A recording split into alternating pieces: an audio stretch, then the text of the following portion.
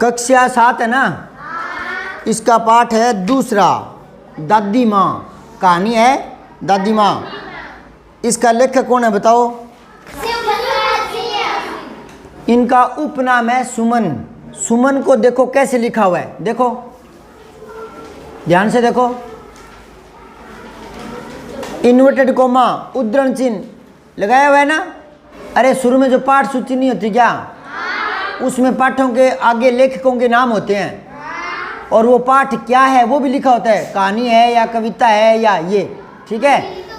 तो शिव मंगल सिंह ये तो इनका मूल नाम है और इनका उपनाम है सुमन, इसलिए उपनाम को इन्वर्टेड कोमा, उद्धरण चिन्ह, इकहरा। उद्धरण चिन्ह दो जगह आता है।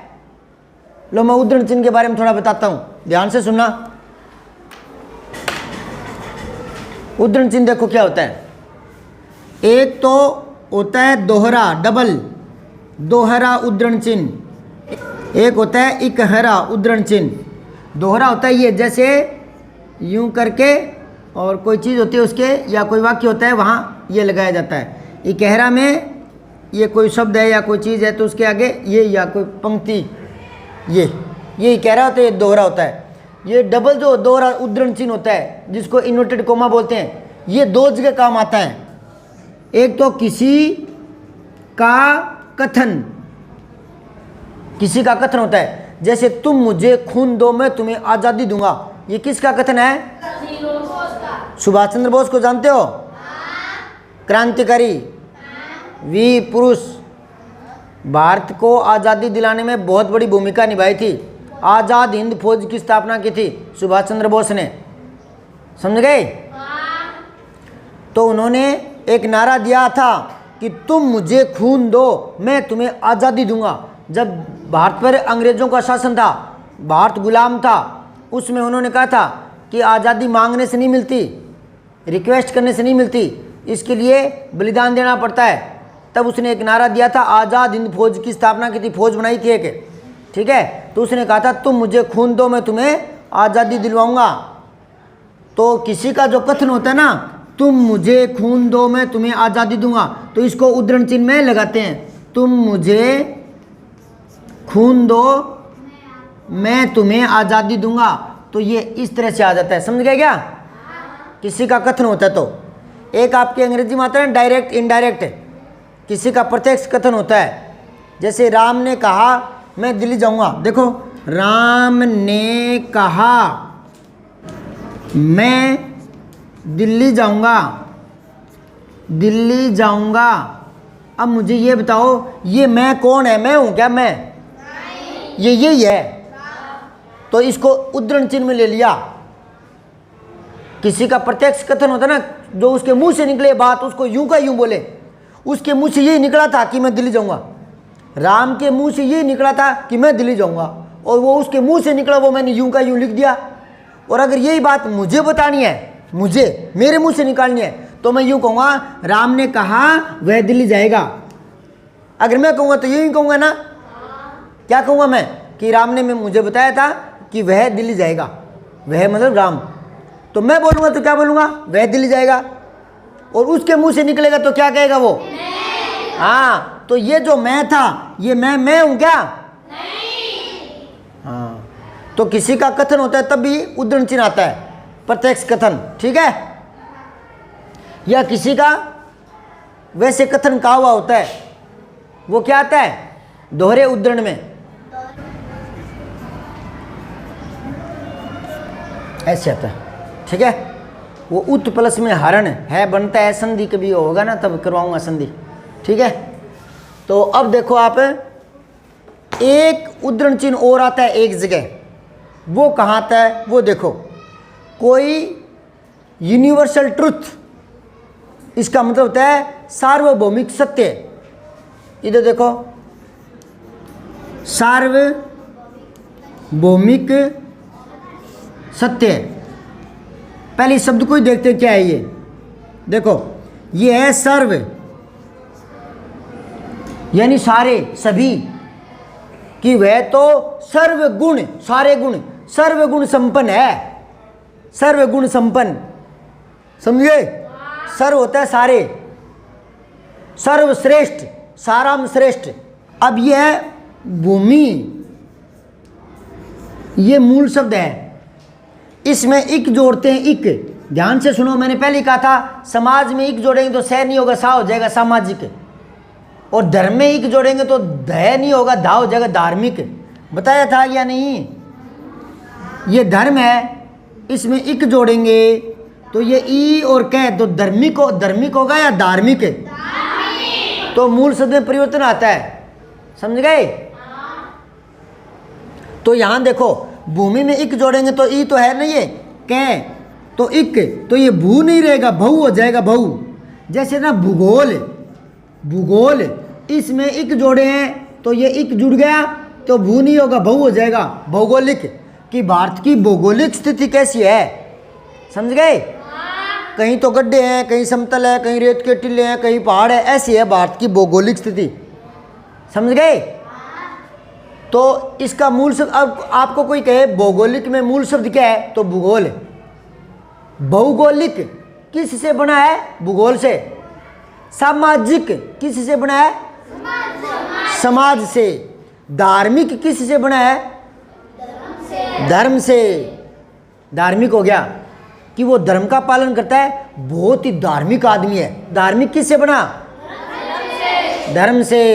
भौगोलिक किससे बना? भूगोल से। सामाजिक किससे बना? समाज से। दैनिक, ये मेरा रोज का काम है, दैनिक कार्यक्रम, दैनिक दिन से बना है। दैनिक किससे बना है? दिन से। देखो ये दिन, इसमें इक जोड़ते हैं तो ये इक, तो ये दी नहीं होगा, दही हो जाएगा, दही। दैनिक रोज का, कि उसका दैनिक कार्यक्रम है हर रोज का, तो दैनिक बना है दिन से। दैनिक किससे बना है? दिन से। तो जब इक जुड़ता है तो मूल शब्द में परिवर्तन आता है, समझ में आई कि नहीं आई? तो यहां देखो, ये भूमि था, भूमि, तो ये इक जुड़ा ना, इक, तो ये हो गया भौमिक, समझ गए? तो उसके प्रभाव से ये सा हो जाएगा, सार्वभौमिक। यानी सारी भूमि से जिसका संबंध हो वो होता है सार्वभौमिक।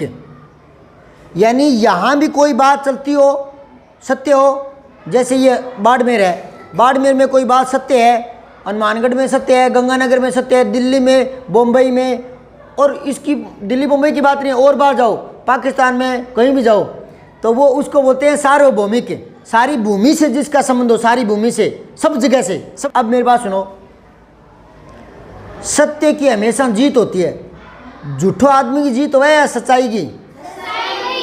अब सुनो, ये बात यहीं बाड़मेर में सत्य है या बीकानेर में, बम्बई में, दिल्ली में, कहीं भी, कहीं भी सत्य की जीत होती है।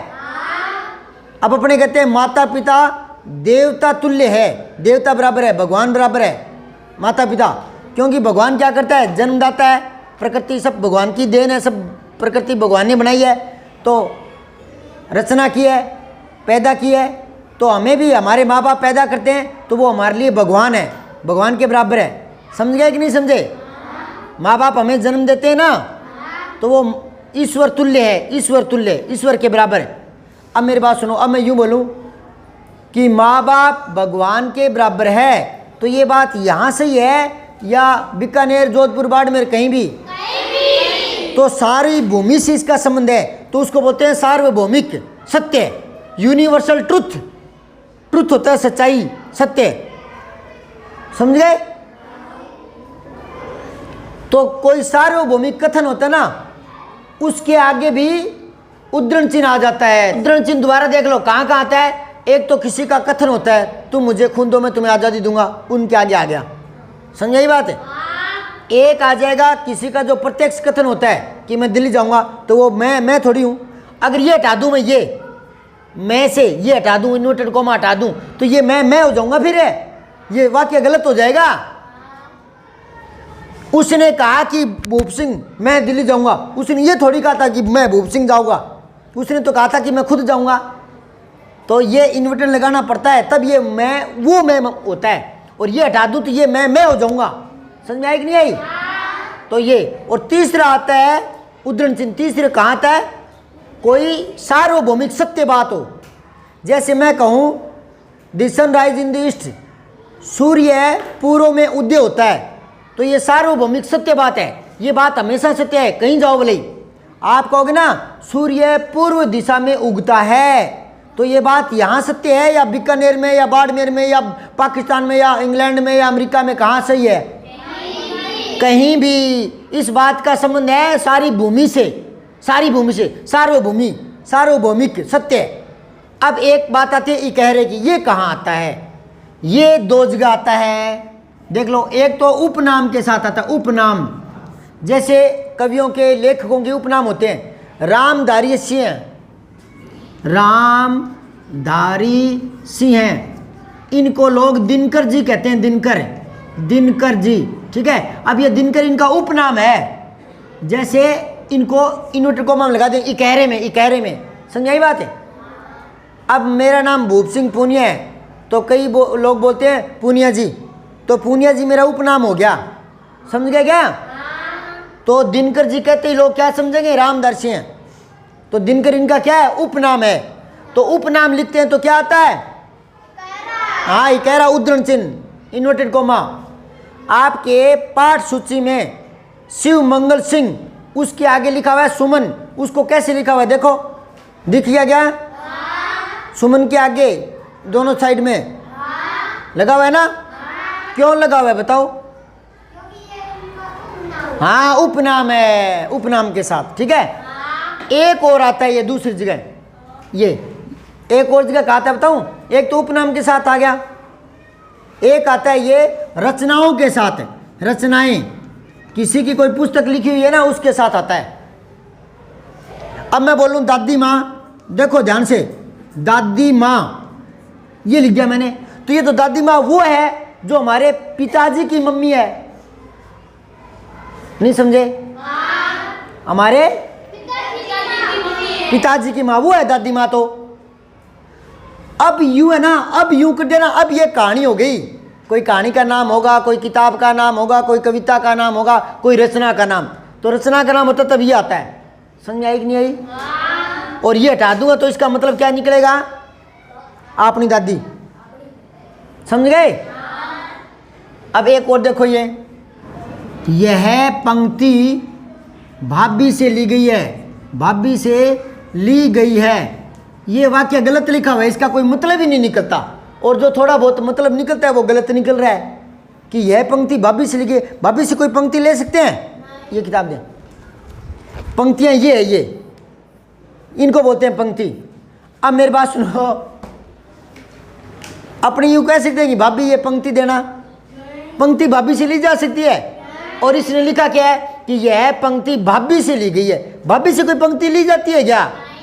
तो ये गलत लिखा पड़ा है, ये वाक्य गलत है, क्या है ये? इसको सही कर दूं? तो यह पंक्ति भाभी, इसको यूं कर दिया मैंने, से ली गई है, ये किया है मैंने, ये इस बार ये कर दिया। तो अब ये वो भाभी नहीं है जो भाई की पत्नी है, ये भाभी कोई कहानी होगी, कोई कविता होगी, कोई पाठ का नाम है ये, ठीक है, रचना का नाम है। अब ये वाक्य सही हो गया। अब इसका मतलब ये है कि ये जो पंक्ति है ना, ये पंक्ति भाभी कहानी से ली गई है, समझ आई कि नहीं आई बात?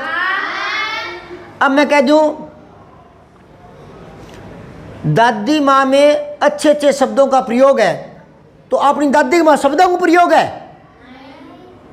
तो इसका मतलब है वो गलत है, और यूं करते ही फिर ये हो जाएगा ये पाठ है, तो फिर बात सही हो जाएगी कि दादी माँ में अच्छे शब्दों का प्रयोग है, मतलब इस कहानी में सुंदर शब्द आए हैं, समझे कि नहीं समझे?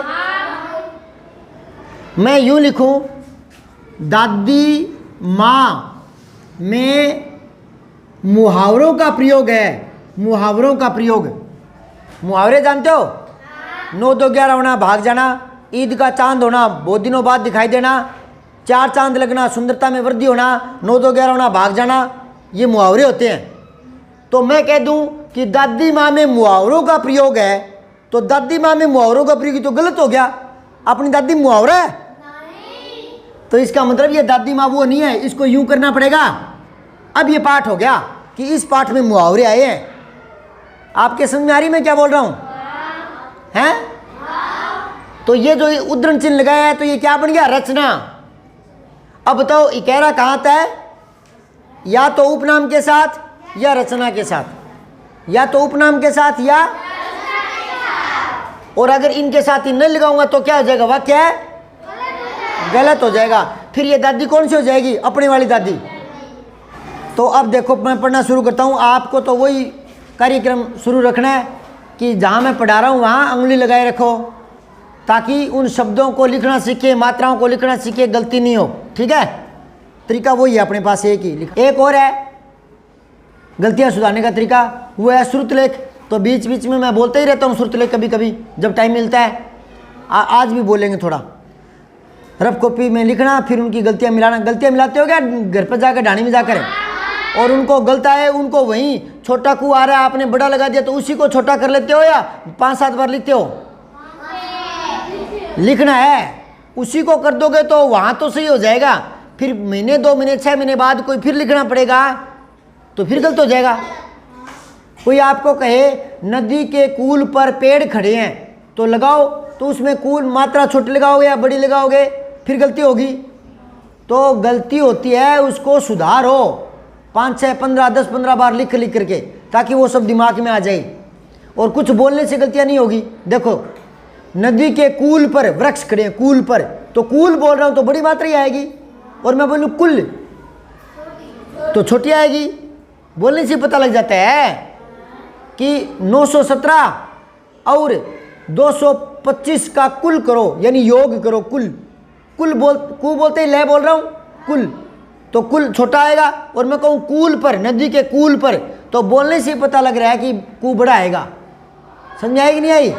तो अब देखो, कमजोरी ही है अपनी, पर सच तो यह है कि जरा सी कठिनाई पड़ते ही बीसों गर्मी बरसात बसंत देखने के बाद भी मेरा मन सदा नहीं तो प्राय अनमना सा हो जाता है। कि रोज़ तो अनमना नहीं होता, पर कभी कभी मेरा मन अनमना हो जाता है। अनमना मतलब जिस काम में कोई मन नहीं हो, कोई काम करने को जी नहीं करे, अनमना।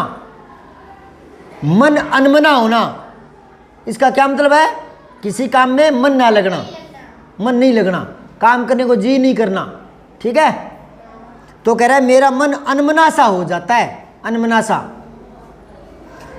ये तो मैंने बताया था ना, सा से सी आते हैं, बताया था ना। या तो किसी की तुलना करते हैं या समानता दिखाते हैं ना, तो सा से सी आ जाता है। ठीक है, कल वाले पाठ में बताया था दूध सा सफेद पदार्थ, बताया था ना, ऐसे।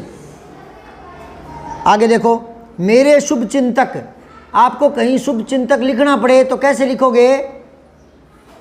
शे शलगम वाला, छोटा शु, शुभ चिंतक, ची पर बिंदी। बिंदी को क्या बोलते हैं? अनुस्वार। बिंदी को क्या बोलते हैं?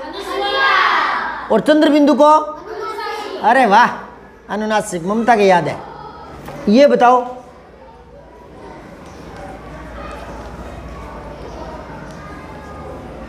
ये क्या है? और ये हंस, इसकी आवाज़ तीखी होती है, हंस हंस। मैंने आज एक हंस देखा। हंस एक पक्षी होता है, और ये हंस, हंसना क्रिया, ये वर्ब है, क्रिया है, हंसना। हंस रे, हंस क्यों नहीं रहा? हंस तो हंस हंस हंस। इसमें तीखापन नहीं है ना, हंस हंस, तीखापन नहीं है ना। और इसमें हंस, मैंने एक हंस देखा, तीखापन है ना। हाँ, तो अब देखो, मेरे शुभचिंतक मित्र मुँह पर मुझे प्रसन्न करने के लिए, ये देखो एक नया शब्द, जानकारी देता हूँ।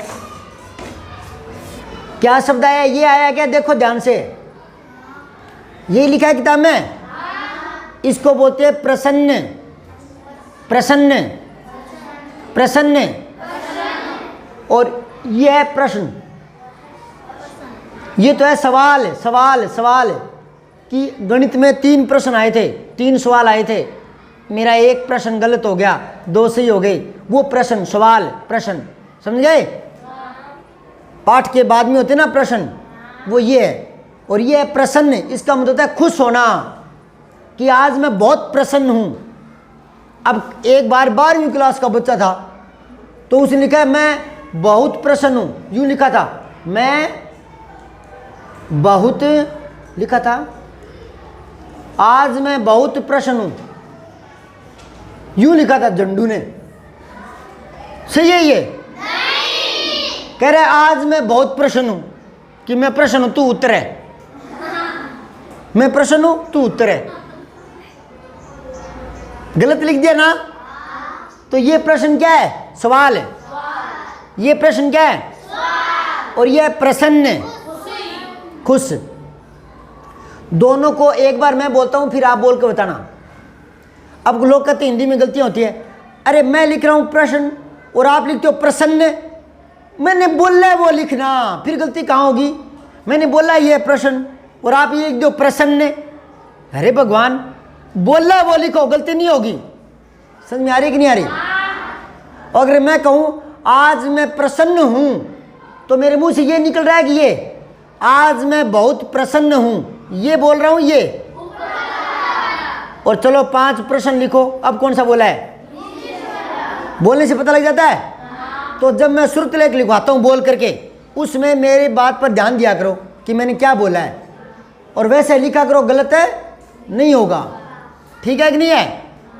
और जब 2 शब्द, ध्यान से सुनो, जब 2 शब्द लगभग एक जैसे लगते हैं मात्रा में या बोलने में या उच्चारण में एक जैसे, है ना, लेकिन अर्थ थोड़ा अलग अलग होता है, तो इनको बोलते हैं युग्म शब्द। क्या बोलते हैं बेटा? युग्म शब्द। और वैसे भी युग्म का मतलब होता है जोड़ा। इस प्रकार के 2 शब्द होते हैं जोड़े में, जो देखने में लगभग एक जैसे लगते हैं या बोलने में एक जैसे लगते हैं, लेकिन एक होते नहीं है। उनको क्या बोलते हैं? युग्म शब्द। क्या बोलते हैं? हे भगवान, युग्म क्यों बोल रहा है? युग्म तो ये है, यू गे मैं युग्म। युग्म तो ये है, गे पर पूरा जोर पड़ेगा, युग्म। ये है युग्म। हाँ, गे आधा है। तो जैसा बोलेंगे वैसा लिखो तो गलत नहीं होगा। युग्म। यू बोलो और मैं बोलो। मैं की आवाज आनी चाहिए, मैं की। गे बीच में कब आ गया पता ही नहीं चलना चाहिए।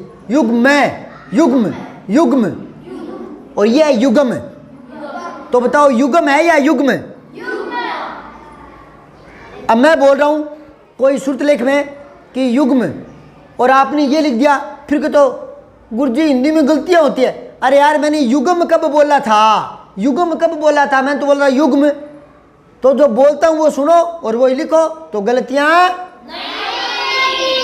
आप मेरी एक एक बातें ध्यान से सुनते रहो ना, और जो मैं श्रुत लेख लिखवाता हूँ उसको ध्यान से देखते रहो और प्रत्यक्ष में उंगली लगाते रहो ना, तो आप 7वीं में हो, 8वीं में आते आते 1 साल में गलतियां दूर करवा दूंगा। पर आपको करना पड़ेगा जो मैं कह रहा हूँ। एक तो ध्यान से देखो अक्षरों को, शब्दों को, उंगली लगाए रखो, ध्यान रखो। और एक बोलता हूँ वो लिखा जाता है, इस पर ध्यान रखो। एक श्रुत लेख लिखाता हूँ, उसकी गलतियों को ईमानदारी से 10-15 बार लिखो। पर कई बच्चे तो क्या कहते हैं, मैंने एक दिन कह दिया 15 बार लिखो, तो वो गिन रहा है कि 13 2 और बच गई। 13 लिख दिया कि 2 और बच गए। अरे तेरा ध्यान तो गिनती पर है, तो तेरे वो सब तो दिमाग में बैठा ही नहीं। तुझे 15 लिखने को मैंने बोला, और अगर तेरे 14 हो गए तो मैं तेरे को फांसी लगाऊंगा क्या, मारूंगा क्या? कोई बात नहीं, 14 पढ़ा रहने दे, 13 रहने दे। और 15 लिखना था और 17 बार लिखा गया, 2 फालतू हो गए, तो क्या हो गया? कुछ नहीं हुआ। गिनना नहीं है, बिना गिने लिखना है 10-15 बार। क्या देखना है कि वो शब्द कैसा लिखा जाता है, मात्रा कैसी है, तो वो गलतियां दूर हो जाएगी। ठीक है? अब देखो आगे पढ़ना शुरू करो। मैं दोबारा से पढ़ रहा हूं। कमजोरी ही है अपनी, पर सच तो यह है कि जरा सी कठिनाई पड़ते ही 20 गर्मी बरसात बसंत देखने के बाद, 20 गर्मी देखने के बाद, 20 बसंत देखने के बाद, इसका मतलब होता है 20 साल। वो 20 साल की हो गई। समझ गए?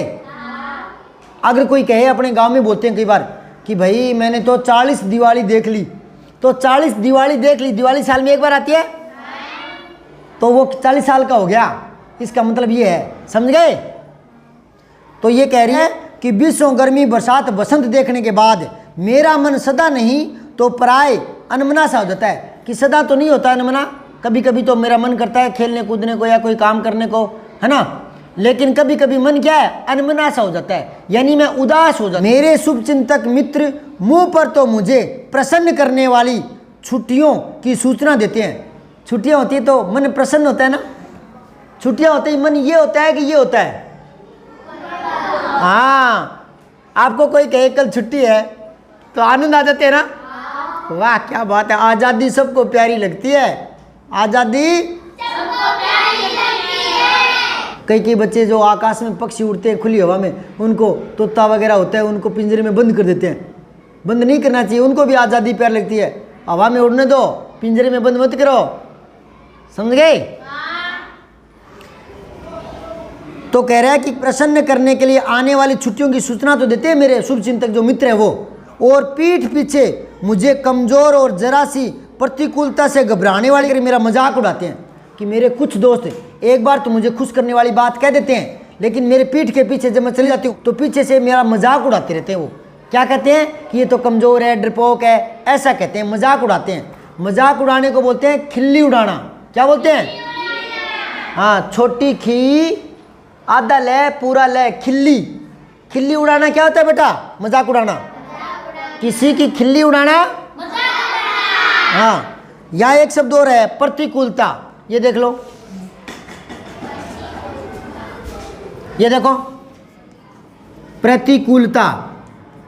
दिमाग लगाकर बताओ इसमें उपसर्ग क्या है, प्रत्यय क्या है, मूल शब्द क्या है? प्रत्यय पता है आपको क्या होता है? कोई शब्दांश होता है अंत में जुड़ता है किसी शब्द के, और उपसर्ग किसी शब्द के पहले जुड़ता है। तो अब इसमें बताओ उपसर्ग क्या है? प्रति। प्रति नहीं, प्रति तो ये है, प्रति देख लो, ये है प्रति, तो प्रति। प्रति नहीं है, प्रति। प्रति, प्रति नहीं, प्रति। ये देखो, ये मत बोलो, ये बोलो, देखो इनको, पर, ये प्रे, पर, पर, प्रे, तो प्रेति। हाँ, प्रेति। तो प्रेति तो क्या है? उपसर्ग है। और ता क्या है? हाँ, प्रत्यय है। मूल शब्द क्या है? कूल होता है किनारा। किनारे के उल्टा लगे दूसरी तरफ, दूसरी साइड में, तो उसको बोलते हैं प्रतिकूल, है ना? समझ गए? तो प्रतिकूलता से घबराने वाला कहकर मेरा मजाक उड़ाते हैं। ये लेखक की बात चल रही है, ठीक है? आगे देखो, मैं सोचता हूँ अच्छा अब कभी उन बातों को नहीं सोचूंगा, ठीक है, जाने दो, सोचने से होता ही क्या है। तो ये जो ऐसे मैं बीच बीच में रुक रुक कर बोल रहा हूँ, ये किस वजह से बोल रहा हूँ? देखो यहाँ अल्प विराम कोमा है, कोमा अल्प विराम आ रहा है ना? तो पढ़ते समय ध्यान से सुनो मेरी बात, ऊपर देखो, मेरी तरफ देखो। पढ़ते समय जो पूर्ण विराम है, कोमा है, अल्प विराम बोलते हैं जिसको, विस्मय बोधक चिन्ह है, प्रश्नवाचक है, उद्धरण चिन्ह है, इन सब को ध्यान से देखते हुए और उसी हिसाब से पढ़ना होता है ताकि उनका भाव निकले, पद का कुछ समझ में आए। विराम चिन्ह ऐसे नहीं होते, वो भाव अभिव्यक्त करने में, भावा अभिव्यक्ति में सुगम होते हैं, भावा अभिव्यक्ति में सहायता पहुंचाते हैं। तो यहाँ देखो, कई है ना, कई लड़के यूं ही सीधे ही पढ़ देते हैं, उसे रोको मत जाने दो, उसे रोको मत जाने दो। क्या करना है भाई? रोकना है कि जाने देना है? उसे रोको मत जाने दो। अच्छा, वो 8वीं क्लास में बताया होगा, आपको नहीं बताया, चलो आप भी सुन लो। ये जो अल्प विराम है, पूर्ण विराम है, विस्मय बोधक के ये चिन्ह होते हैं ना, ऐसे नहीं होते, इनके कोई विशेष भाव निकलते हैं। देखो इधर 8वीं क्लास में तो बताया था मैंने, ये आपकी क्लास में रह गई थी बात, सुनो। उसे रोको मत जाने दो। अब मुझे ये बताओ, इसमें कहने वाला क्या कह रहा है कि उसको रोकना है या बिठा कर रखना है या भेज देना है? उसे रोको मत जाने दो, पता ही नहीं चल रहा। अब पता चलेगा, देखो इनको एक साथ बोलूँगा, दोनों को, उसे रोको मत जाने दो, तीनों को एक साथ बोलूँगा। देखो, उसे रोको मत जाने दो। जैसे कोई मुझे फ़ोन करे मेरा बेटा कि पापा मैं बाज़ार गया हुआ हूँ, और बेटा फ़ोन करे कि पापा वो राम प्रकाश जी आए हैं, आपसे मिलना चाहते हैं। तो अगर मुझे उनसे मिलना है तो मैं कह दूँगा बेटा उनको बिठाओ, मैं 2 मिनट में आ रहा हूँ। और मुझे नहीं मिलना है तो मैं कहूँगा उनको भेज दो, शाम को कल मिलूँगा। समझ आई बात है? उसे रोको, ये एक साथ पढ़ूँगा, उसे रोको एक साथ पढ़ दूँगा, फिर यह मत जाने दो, तीनों एक साथ बोलूँगा, तो इनका अलग अर्थ निकलेगा। देखो कैसे, उसे रोको मत जाने दो यानी बिठाए रखो।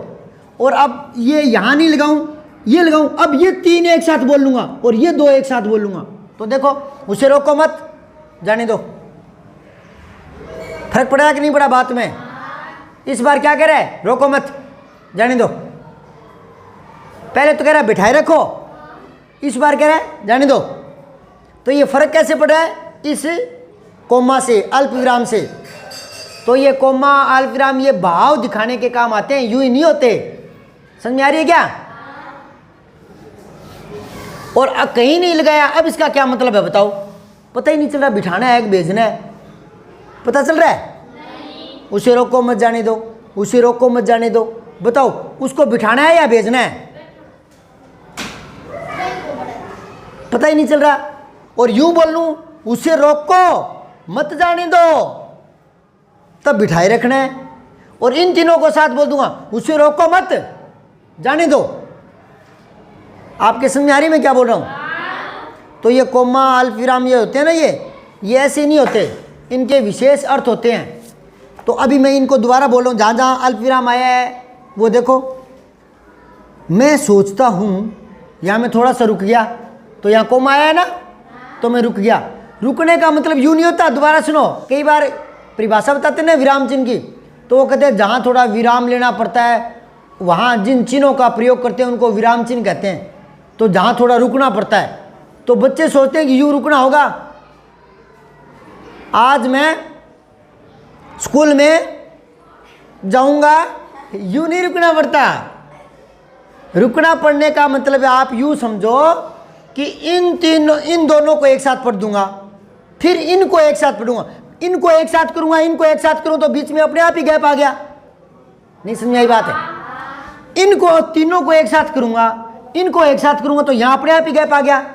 देखो कैसे गैप आ रहा है। उसे रोको मत, जाने दो, गैप आया कि नहीं आया यहां? अब इनको देखो, उसे रोको मत, जाने दो, तो यहां गैप आया कि नहीं आया? उस गैप को, उस रुकने को बोलते हैं। और रुकने का मतलब ये नहीं है उसे रोको मत, जाने दो, ऐसे नहीं रुकना। समझ गए क्या? रुकने का मतलब है इतना एक साथ बोल दिया, फिर आगे वाला एक साथ बोल दिया, तो वहां अपने आप ही गैप आ गया था। ठीक है कि नहीं है? तो अब देखो, मैं सोचता हूं, तीनों एक साथ बोल दिए ना, मैं सोचता हूं, तीनों एक साथ बोल दिए, तो आप अपने आप ही गैप आ गया। मैं सोचता हूं, अपने आप ही गैप आ गया कि नहीं आया? तो यहां कोमा आ गई, अल्प विराम। अच्छा, अब आगे वाला बोल रहा हूं क्या? मैं यूं कह रहा हूं क्या? अच्छा, अब यूं बोल रहा हूं, अच्छा अब, अच्छा अब दोनों बोल रहा हूं एक साथ, तो फिर बीच में गैप आ गया ना। अच्छा, अब कभी उन बातों को नहीं सोचूंगा। अब ये सारे एक साथ बोल दिए, अब कभी उन बातों को नहीं सोचूंगा। इतने सारे शब्द एक साथ बोल दिए ना, और फिर अपने आप ही गैप आ गया, अपने आप ही पूर्ण विराम आ गया। आपके समझ में आ रही है? दोबारा देख लो। मैं सोचता हूं, तीनों एक साथ बोले कि नहीं बोले? तो 3 एक साथ बोल दिए तो ऑटोमेटिक ही गैप आ गया ना। रुकने का मतलब ये नहीं है अच्छा मैं सोचता हूं अब थोड़ी देर रुक जाता हूं, ऐसे रुकना नहीं। भी तीनों एक साथ बोल दिया आपने, तो फिर अपने आप ही गैप आ गया ना। इधर देखो, ध्यान से सुनो। ये देखो, ये 3 चीज पड़ी है यहाँ, चौक, डस्टर और पेन। मैं यूं करूंगा तो एक साथ ही आएंगे, यूं सरका लूंगा इधर, एक साथ ही आ जाएंगे, नीचे गिर जाएंगे।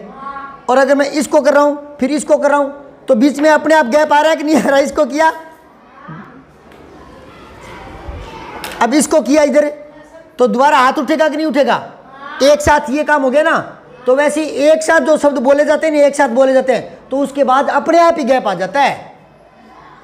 और जो एक साथ बोलते हैं, अब ये बोला ना मैं, एक साथ बोलते हैं, एक साथ बोलते हैं, इतना बोला ना, इतना बोला ना, ये भी बोला ना, तो बोलते समय थोड़ा थोड़ा पता लग रहा है ना। तो मुझे ये पाठ 2-3 बार पढ़ना पड़ेगा। एक तो शब्दार्थ, विराम चिन्ह कैसे आते हैं और शब्द लिखते कैसे हैं, उनको ध्यान में रखते हुए, और दोबारा जब पढ़ूंगा तो इसमें भाव क्या कह रहा है, कहानी क्या चल रही है, वो बताऊंगा। और वो बताऊंगा तब बीच में रुकूंगा नहीं। अब तो मैं रुक रहा हूँ, ये शब्द ऐसे लिखा जाता है, ये विराम चिन्ह यहाँ रहा है, यहाँ रहा है। दूसरी बार पढ़ूंगा तब पूरी कहानी पढ़ेंगे कि इस कहानी में चल क्या रहा है। 2 बार पढ़ेंगे पाठ को, हर पाठ को। एक बार तो किस लिए पढ़ेंगे, कि उसमें विराम चिन्ह कौन सा है, लोकोक्ति क्या है, मुहावरे क्या है, वो शब्द लिखा कैसे जाता है, ये सारी बातें पढ़ते हुए और उस पाठ को पढ़ेंगे। और दूसरी बार जब पढ़ेंगे, अभी आपके कहानी समझ में नहीं आ रही क्या हो रहा है, इस कहानी में नहीं आ रही ना, तो कहानी पढ़ने के लिए अलग से पढ़ेंगे, दोबारा पढ़ेंगे। आदर्श वाचन में बाद में करूँगा, पहले मैं व्याकरण के हिसाब से इसकी बातें सीखने वाली वो बता रहा हूँ, ठीक है। 2 बार पढ़ेंगे ये पाठ, दूसरी बार पढ़ेंगे तो कहानी समझ में आ जाएगी, दूसरी बार पढ़ेंगे तो चलो अभी मैंने जितना पढ़ाया है उसमें से देखता हूँ आपने गौर से कितना सुना। तो एक बार सारे जने किताब बंद कर दो, जल्दी से बंद करो और बैग में डाल दो और चैन लगा दो, चैन बंद कर दो बस्ते की, और एक रफ कॉपी निकालो और पेन निकालो और थोड़ा सा दूर बैठ, इधर बैठ बेटा, थोड़ा इधर हो, तू थोड़ा पीछे हो जा, हाँ आगे आगे आगे, हाँ इस तरह से, ठीक है। अब लिखना शुरू करो, मैं कुछ शब्द बोल लूँगा और एक शब्द को मैं 3 बार से ज़्यादा नहीं बोलूँगा। फटाफट लिखने पर जोर देना है, दूसरे की कॉपी की तरफ झुकना नहीं है। क्या होगा, गलत होगा, गलत ही तो करना है करना ही गलत है, लिखना ही गलत है, क्योंकि जो गलत लिखा जा रहा है हाथ से अपने आप ही, उसी को तो सुधारना है।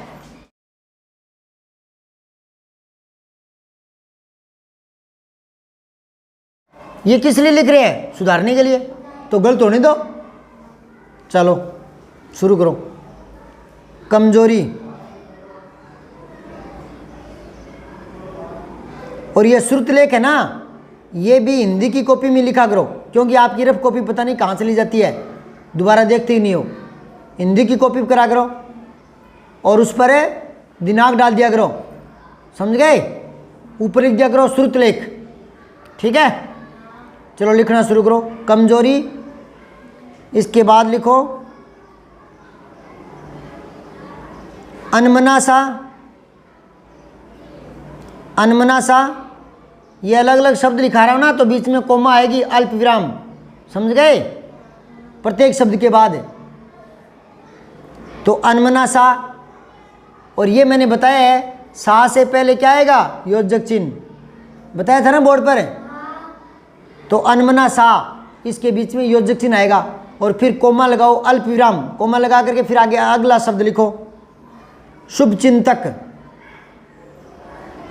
शुभ चिंतक, अभी भी पाठ पढ़ाया था, तब पढ़ा नहीं था क्या, मैंने कहा था ना उंगली रखो, ध्यान से देखते रहो शब्दों को।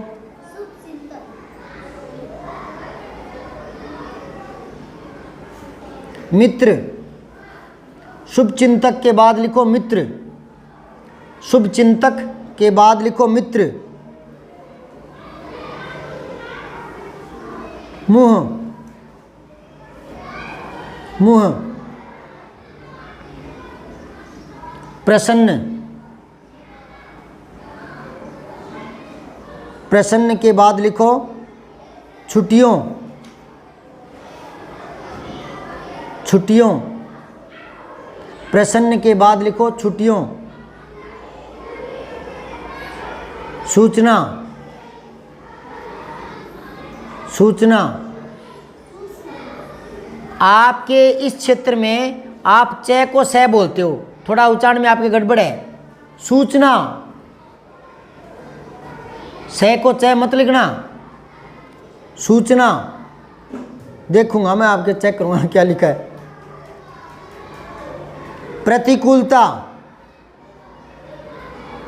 प्रतिकूलता के बाद लिखो प्रतिकूलता, प्रतिकूलता के बाद लिखो सोचूंगा, सोचूंगा। बरबस, बरबस, आँखों, आँखों।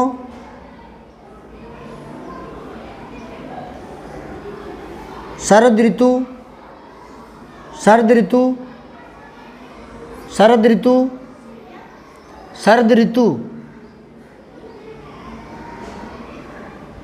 शीत किरणों, शीत किरणों, शीत किरणों,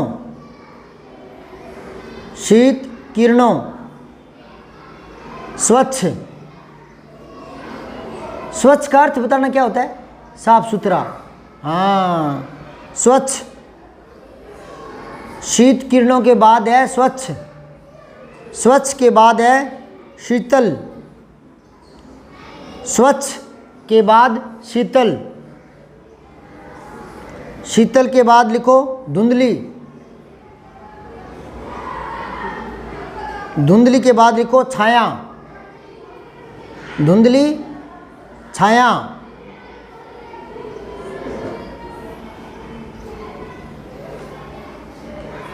बस इसके नीचे लिख दो आप 4। ये पेज नंबर 4 पर मिलेगा। घर पर जाकर और इनको देखना है कितने सही हुए और कितने गलत हुए।